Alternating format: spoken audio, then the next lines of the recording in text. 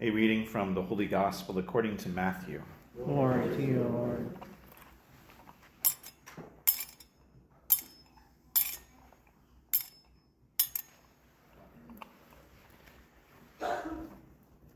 After the Sabbath, as the first day of the week was dawning, Mary Magdalene and the other Mary came to see the tomb, and behold, there was a great earthquake. For an angel of the Lord descended from heaven, approached, rolled back the stone, and sat upon it. His appearance was like lightning, and his clothing was white as snow. The guards were shaken with fear of him and became like dead men. Then the angel said to the women in reply, "Do not be afraid. I know that you are seeking Jesus, the crucified. He is not here, for he has been raised, just as he said. Come and see the place where he lay. Then go quickly and tell his disciples, he has been raised from the dead, and he is going before you to Galilee. There you will see him. Behold, I have told you." Then they went away quickly from the tomb, fearful yet overjoyed, and ran to announce this to his disciples. And behold, Jesus met them on their way and greeted them. They approached, embraced his feet, and did him homage. Then Jesus said to them, "Do not be afraid. Go tell my brothers to go to Galilee, and there they will see me." The Gospel of the Lord.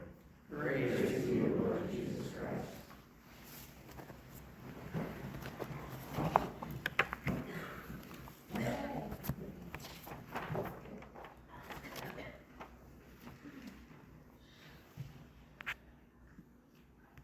This is sort of unrelated to the homily that I wanted to preach tonight, but I don't know if you're a nerd like me, you've been paying attention to the astronauts on their way to the moon aboard Artemis II.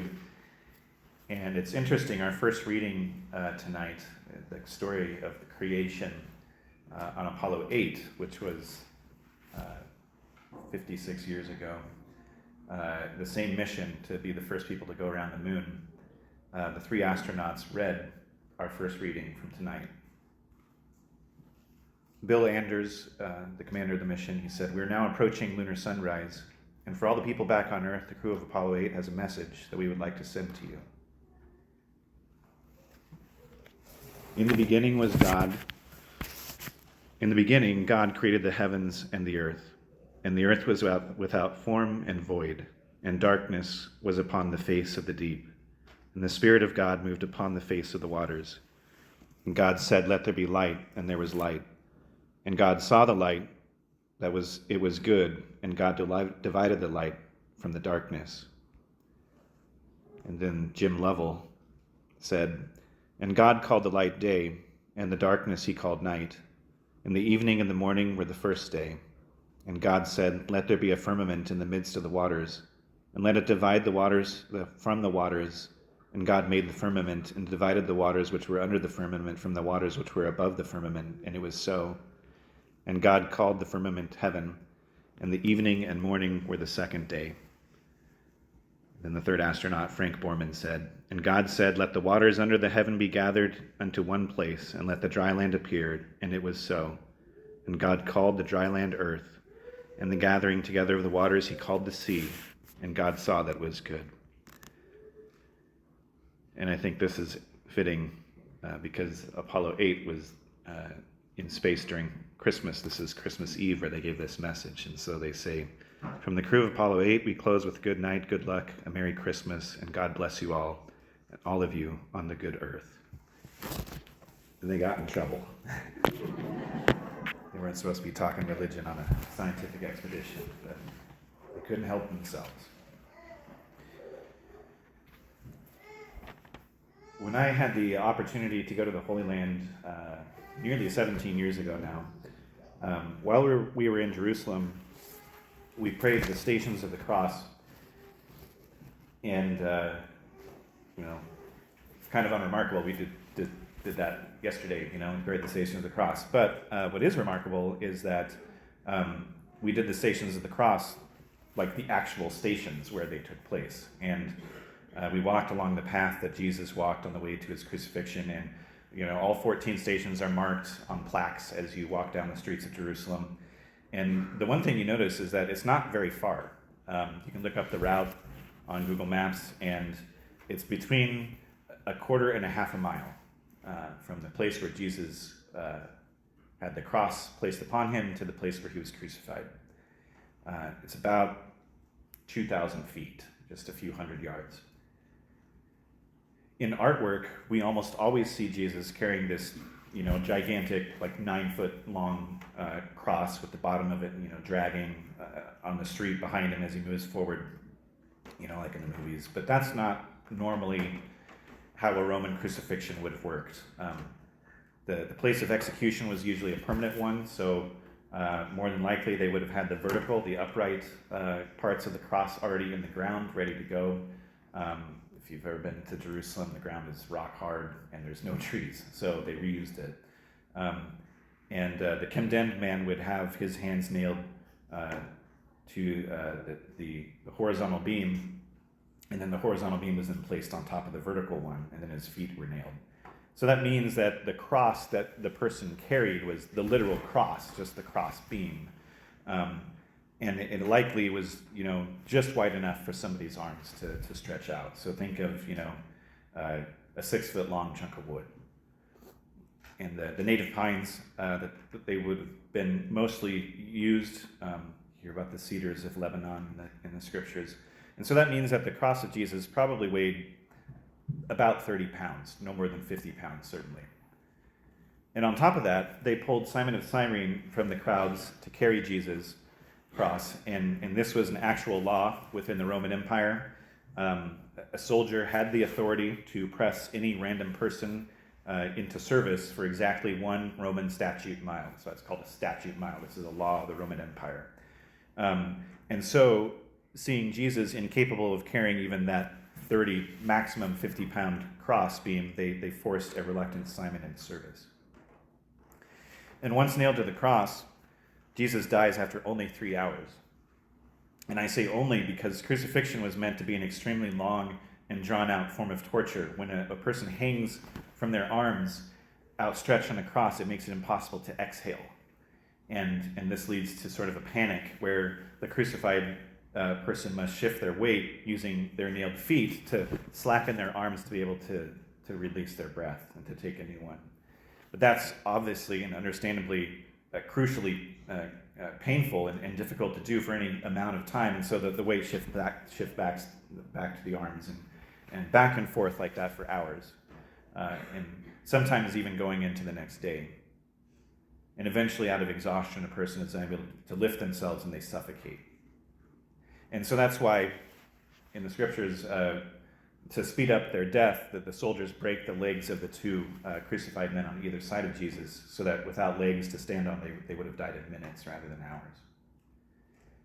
And the Romans, they had a very practical reason. It was very methodical. They had a very practical reason. They would start all of this with a beating and a scourging. And this always took place before crucifixion, and that was so they wouldn't face much of a struggle when it came to nailing the condemned person to the cross. If the victim was beat to a pulp, they wouldn't be able to fight back, even in tremendous pain. And they could simply be thrown down like a rag doll and nailed in place. But the Romans probably went further with Jesus. Remember, Pilate was trying to get the crowds to calm down, but he didn't want to crucify Jesus. He saw nothing wrong with what he had done, and so to placate the crowd that was quickly turning into a riot, he likely ordered the scourging to be as severe as possible. It says in the Bible that the maximum number of lashes is 40 minus 1. The Romans had no such law. Perhaps if he was beaten enough by the crowds, Pilate thought, they would relent, or beaten enough by the soldiers, the crowds would relent, but they didn't. A dermatologist, I have a book written by him, his name is Dr. Thomas McGovern, the book is called What Christ Suffered, and he examines the Shroud of Turin, which is the supposed burial cloths of Jesus, to explain the scourging and to examine it. And based on the marks left on the shroud, there are over 350 blood clots that are in the shape of the metal balls that would have been at the end of the Roman flagrums, the Roman scourges. And every part of his body, front and back, except for his head, neck, and groin, are covered in these wounds. But what I found interesting and perhaps even more disturbing is that Dr. McGovern notes that the blunt force of metal fragments, they were metal balls, they weren't sharp. And so what they're meant to do is to beat the person into submission, cause internal hemorrhaging and bruising. And so what is unusual about the Shroud of Turin is that the blunt force of the metal fragments shouldn't have drawn blood on the outside. They likely wouldn't have broken the skin because they weren't sharp enough. However, the marks on the shroud have been proven to be real blood clots. And so Dr. McGovern concludes that in order for a blunt whip to cause external bleeding, the underlying tissue had to be so pulverized that it simply broke upon contact. The 250 to 300 scourge marks on the shroud are just the outer layer of the hundreds and hundreds of times that Jesus was beaten. That's why he physically couldn't carry a 30-pound log less than half a mile. That's why Simon was pressed into service. And that's why he lived only 3 hours on the cross. But this is an Easter homily. We know the rest of the story. And we also know that the Passion was what Jesus desired. He knew what was going to happen when he provoked the chief priests and the scribes and the Pharisees. I once had somebody, this was back in the seminary, one of my professors who I consider a mystic, Dr. Janet Haggerty. She told me, I think that if Jesus hadn't been crucified, if he hadn't been nailed to the cross, his hands would have burst out of sheer love for us anyways. When the Last Supper begins, Jesus tells his disciples, I have eagerly awaited to eat this Passover with you. Eagerly awaited. And this isn't just Jesus saying he's looking forward to hanging out with his buddies. It's because he has been eagerly awaiting to give his life for us. Sure, he's scared. He says, Father, if it be your will, let this cup pass from me. But fear doesn't prevent love, and fear doesn't preclude love. Think of a parent. I would imagine that becoming a parent is a daunting thing. I would imagine just the very act of childbirth can be scary. But that doesn't overcome the overwhelming and intense love you have for your child. It doesn't overcome the desire to become a father or a mother. What Jesus' passion does for us, it describes his overwhelming love for you. And we know because of tonight, because of Easter Sunday, that Jesus was right, that his suffering was not in vain, that it was worth it to him, even if he were the only person ever to live. I want to close with a passage from an ancient homily that was given on Holy Saturday. We don't know the author, but it's one of my favorite writings of any of Christian contributions to literature. And in this passage, an ancient homily on Holy Saturday, it describes Jesus' desire to give his life and to ransom us from the pains of hell. For your sake, I, your God, became your son. I, the Lord, took the form of a slave. I, whose home is above the heavens, descended to the earth and beneath the earth. For your sake, for the sake of man, I became a man without help, free among the dead. For the sake of you, who left a garden, I was betrayed to the Jews in a garden, and I was crucified in a garden. See on my face the spittle I received in order to restore you to the life I once breathed into you. See there the marks of the blows I received in order to refashion your nature in my image. On my back, see the marks of the scourging that I endured to remove the burden of sin that weighs upon your back. See my hands nailed firmly to a tree, for you who once wickedly stretched out your hand to receive the fruit of a tree. I slept on the cross, and a sword pierced my side for you, who slept in paradise and brought forth Eve from your side. My side has healed the pain in yours. My sleep will rouse you from your sleep in hell. The sword that pierced me has sheathed the sword that is turned against you. Rise, let us leave this place. The enemy led you out of the earthly paradise, and I will not only restore you to that paradise, I will enthrone you in heaven. I forbade you the tree that was only a symbol of life. But see, I, who am life itself, am now one with you. I appointed cherubim to guard you as slaves are guarded, but now I make them worship you as God. The throne formed by my cherubim awaits you. Its bearer is swift and eager. The bridal chamber is adored, the banquet is ready, the eternal dwelling places are prepared, the treasure houses of all good things have been thrown open. The kingdom of heaven has been prepared for you for all eternity. He is risen. Alleluia.